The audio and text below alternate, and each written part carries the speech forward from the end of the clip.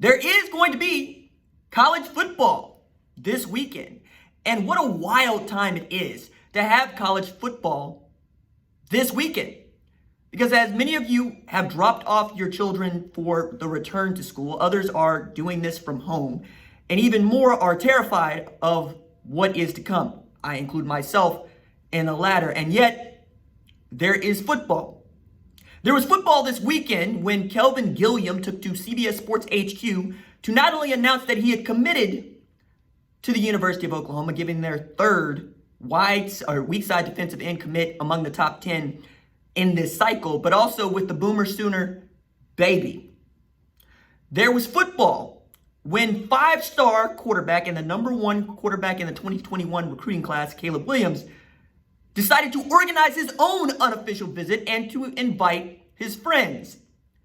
Now, the Sooner Summit, as it was called, made headlines and caused many Texas tears to be spilled, not because he decided to make that unofficial, but because he was joined by two other five-stars in Tristan Lay and Kamar Wheaton, and a four-star in Savion Byrd, and was also lent a helping hand from Oklahoma commits Danny Stutzman and Cullen Montgomery, for which we get to find out that Cullen Montgomery has formed quite a bond with Savion Byrd. And if you are checking the crystal balls, you might see some good news if you're an Oklahoma fan.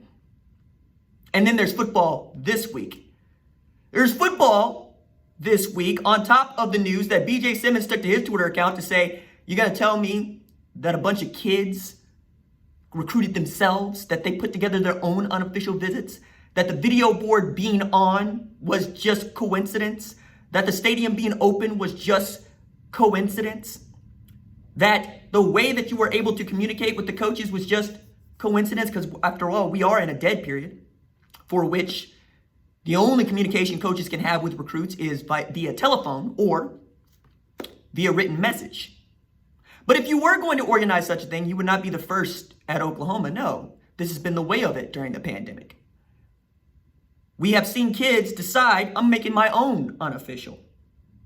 Some of them, like Barrett Carter, who you heard from on this show, got into the car in North Gwinnett County with his girlfriend and his mom and drove up to Clemson to drive around, to take in the tiny town of 17,000 when there ain't school in session, to visualize what his life might be like, as they say, for the next 3 to 4 years.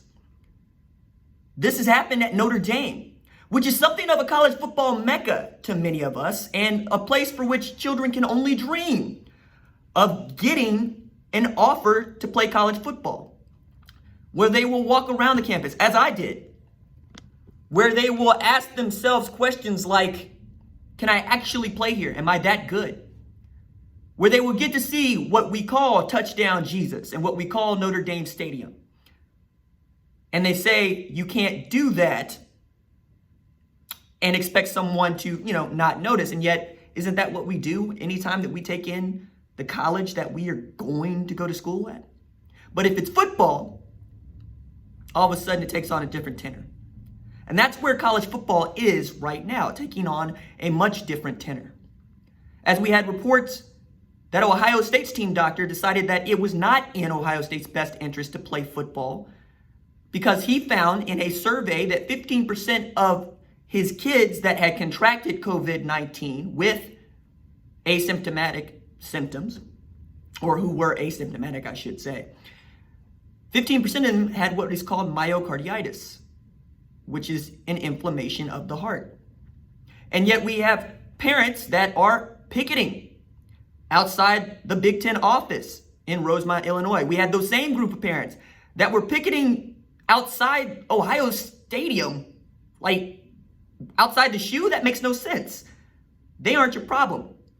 And one of the reasons that this is such a wild story to me is because apparently the Big 12 found its own doctor whose credentials are that of the Mayo Clinic, and yet he is the man that is quoted in the same New York Times article saying, I'm used to swimming upstream. I don't think that this is a big deal. I think that it's being blown way out of proportion. Sir, you can come nowhere near my children. You can come nowhere near my family, Mayo Clinic or not.